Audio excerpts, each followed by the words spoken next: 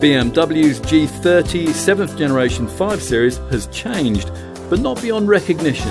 The looks get sharpened, there's enhanced cabin media tech, engine electrification now proliferates, and a couple of extra power plant variants join the range. Otherwise, the lineup of saloon and touring models continues with much the same polished, Teutonic and mildly dynamic appeal as before. Where other full executive saloons and estates in this segment are essentially downsized luxury saloons from the class above, the 5 Series has, throughout its history, mostly stood apart as a slightly more dynamic choice. Those ideals were compromised a little by the pre-2016 F10 generation Mark 6 design, but this G30 series model replacement signalled a welcome return to form thanks to the adoption of a stiffer aluminium-rich CLAR platform and some clever but mostly optional dynamic drive tech features. And of course, things continue in a similar vein in this lightly facelifted model.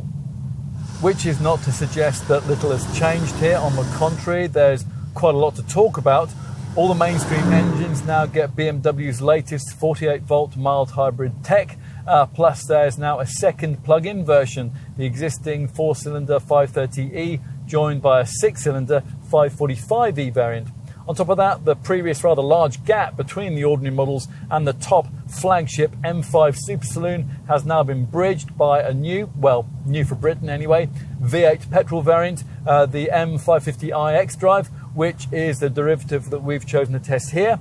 As before, across the saloon and estate range, the brand's xDrive 4x4 system is optional to replace a standard rear-wheel drive on the lesser powered models, and it's standard on the faster ones. On the move, this remains the sharpest handling full executive segment model that you could choose. Our only reservation is that ride quality over poorer surfaces and speed humps can be a little more fidgety than we'd ideally like.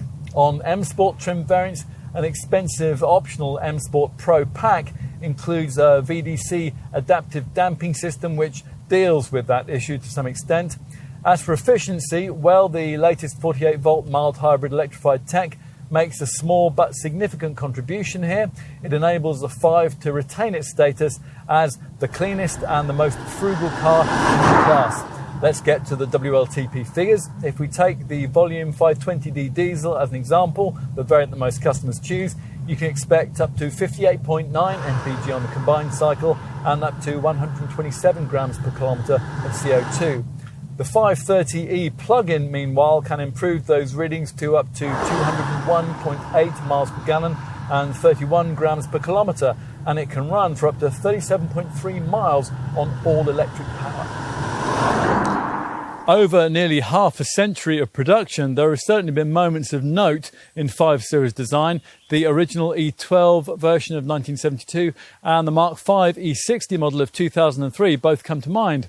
Overall, though, this car has generally been characterised by the kind of confident but still relatively conservative styling which features on the improved version of this 7th generation G30 model. As expected, this 5 continues to share much under the skin with its bigger 7 Series stablemate.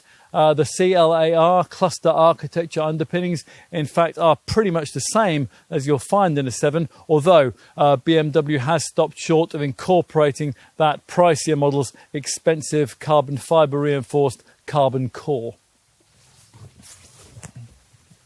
Take a seat inside and you're treated to a much improved operating system 7.0 package of more sophisticated and better incorporated digital screen technology. That's matched with some lovely use of leather and very high quality plastics, plus the application of real metal finishing rather than metal effect plastic. It's not as muted or deliberately understyled as an Audi A6, nor as brash and in your face as the latest generation Mercedes E-Class.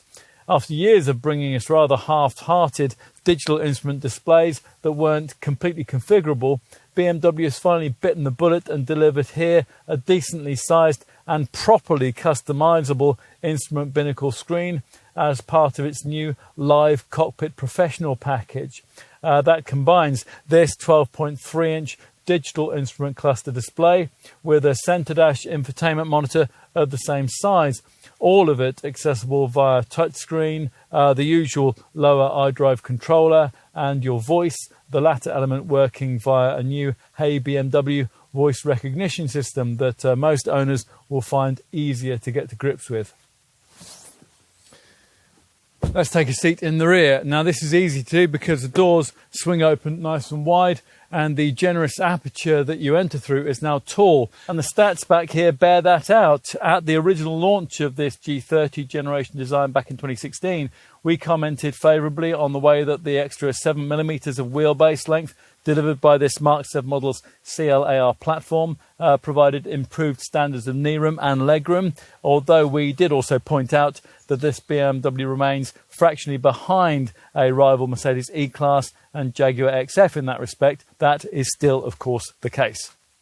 Fitting in 3 adults back here is inhibited by this large central transmission tunnel, but at least the middle part of the bench isn't quite as uncomfortable as it is with some competitors. Finally, let's raise this aluminium boot lid and have a look at the luggage area, which in the saloon model is rated at 530 litres, helped by the relatively long overhang. That total is only a fraction less than an E-Class or an XF. With the plug-in hybrid 5 Series models, it'll be 120 litres smaller because the 9.2 kilowatt-hour battery pack pinches a little bit of the space. Of course, if you're going to be needing that sort of capacity very often, then you'll be better off going for the Touring Estate version of this model, which offers a 570 litre boot in conventional form. That's extendable to 1700 litres if you flatten the rear seat. With the 530e Touring, the respective figures are 430 and 1560 litres. In summary, though much is different here, much is as it always was. Over 5 decades, the question facing customers in the segment for full-sized executive cars has often less been why they should choose a 5, but why they shouldn't, and it still is. By a small but significant margin, this Munich maker still sets the class standard.